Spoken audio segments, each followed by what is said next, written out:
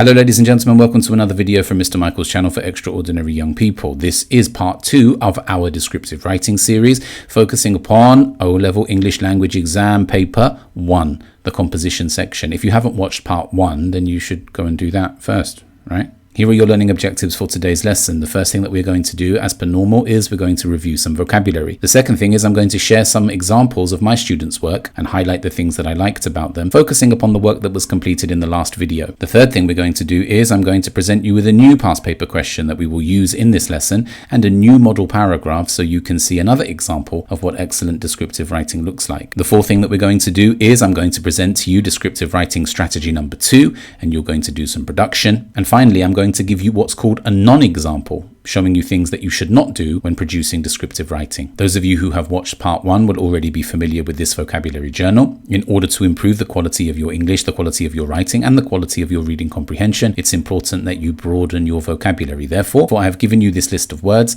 I would like you to write down the definition of each word, synonyms for each word, and a sample sentence for each word. And if you've done that already, you should be able to remember the meaning of each of these words. So I would like you to write down the words on the screen and write next to them a synonym or a definition for each one. I would prefer it if you did that from your mind, from your memory, rather than looking it up in a dictionary. But if you can't remember, then you will have to look it up. Please do that now. In 3, 2, 1. Let's go through the meaning of these words. The first word is procession. Procession is a noun, and it means a group of people or sometimes a group of vehicles moving forward in an organized fashion. Now, sometimes it's part of a ceremony. It's a ceremonial procession, and synonyms could be something along the lines of parade or maybe march. The second word is to confiscate. Confiscate is a verb, and it means to take or to seize something from a position of authority. Maybe if, I don't know, you were using your mobile phone at school and you're not allowed to use them in school, then maybe a teacher might confiscate, take away your mobile. And the third word is commodity. That's a noun, and it refers to anything that can be bought or sold. Okay, something that you sell in a marketplace or in a shop, we consider that a commodity. Right, before we move on, we need to do some more retrieval practice. Those of you who have watched the first video should know the answer to this question. Do not look it up in your books. Try to remember, what is descriptive writing strategy 1 presented in the last video? Pause the video and have a think, please. 3, 2, 1. Descriptive writing strategy number 1 is describing the small details, describing things that other people wouldn't see so that your writing is extremely rich. Keep that in mind. We're going to need that today. Now, on this screen, you can see the past paper question that we looked at in video 1, and you can also see a sample of work produced by one of my students who very generously agreed to have their work shared. Obviously, there's no names and there's no identification. Please pause the video and read through this answer. 3, 2, 1. Now, I've underlined the sentence that I particularly like. Let me read it to you. The hot sun lit the cars on fire, and touching the ground with your bare feet felt as if you were swimming in lava. Now, this is a very strong metaphor. Obviously, the cars were not really on fire, and obviously you weren't actually swimming in lava, but it creates a very powerful, a very potent image in your mind of quite how hot the floor was on an extremely hot day in the writer's neighborhood. So this is the kind of figurative, this is the kind of metaphorical language that we are looking for. Here's another example taken from one of my students. Again, please pause the video and read through. 3, 2, 1. I've underlined a sentence that I really like. It says, ice creams can also be seen dripping down a little girl's hand like an unfully closed water tap.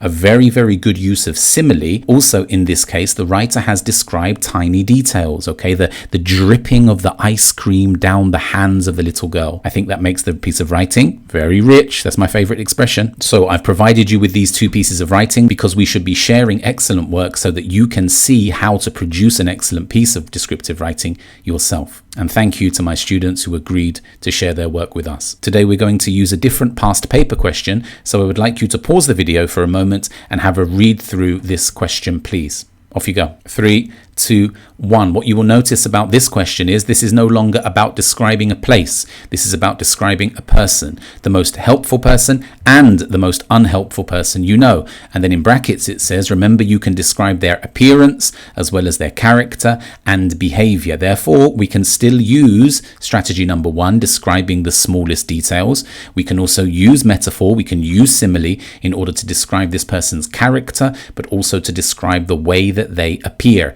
And And remember that you're looking to write between 350 and 500 words in the exam.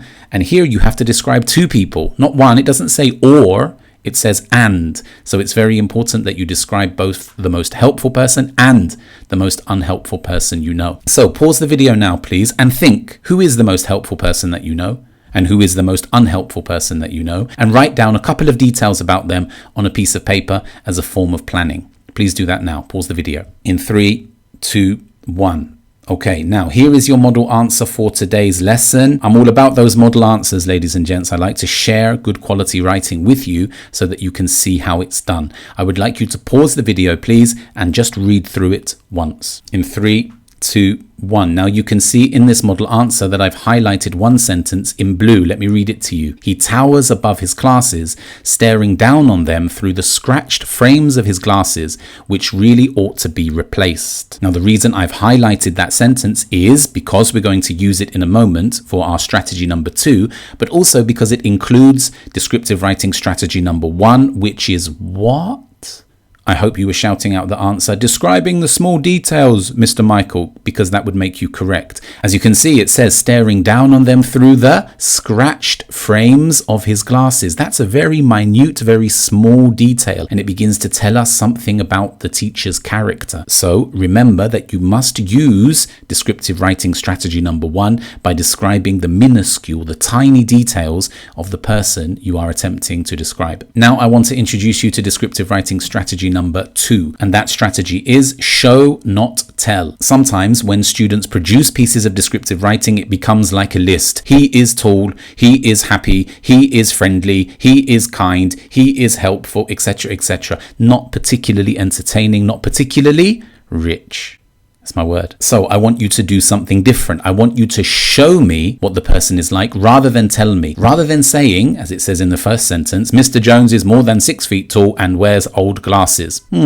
Okay, that's describing him, but it's not particularly interesting, is it? It's not engaging, it's not exciting, it's not like, oh yeah, I want to read more of that. But if you look at the second sentence, he towers above his classes. That's a metaphor. He towers above his classes, staring down on them through the scratched frames of his glasses, which really ought to be replaced. So the second sentence is conveying the same information that is in the first sentence, but just in a much more interesting manner. Right? So strategy number 2 is show, don't tell. Can you please write those notes in your book? In 3, 2, 1. Okay, let's move on. Now, this is production phase 1. The past paper question is at the top of the screen, and then you have to produce 2 sentences showing, not telling the reader about the person you are describing. You can describe the most helpful person that you know or the most unhelpful person that you know. That's entirely up to you.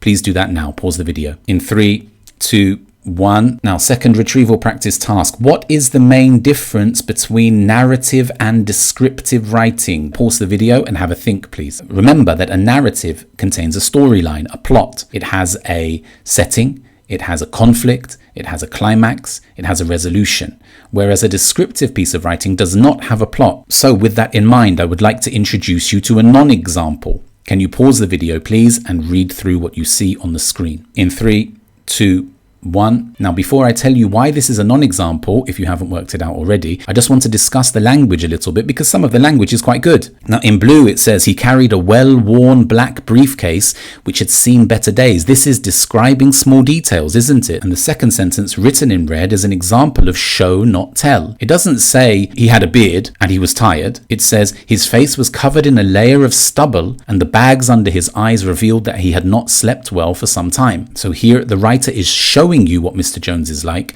rather than explicitly telling you. However, this is a non-example. Why should we not write a piece of descriptive writing like this? That's right, because it's a story, isn't it? You're explaining what happened when Mr. Jones entered into his classroom. Don't do this, okay? Do not write a narrative, do not write a story when you are producing a piece of descriptive writing. Okay, production phase number 2. In this video, we've spoken about descriptive writing strategy 2, which is show, not tell. I want you to produce a paragraph of approximately 200 words outlining the most helpful person that you know. Please pause the video and do that now. And that's the end of that. Here are 3 questions to quickly review what you learnt during today's video. The first question is, what is descriptive writing strategy number 2? Second question is, tell me one thing you should not do in a piece of descriptive writing. And finally, tell me a synonym for the word confiscate. I hope it's been useful. See you again in the future. Take it easy. Goodbye.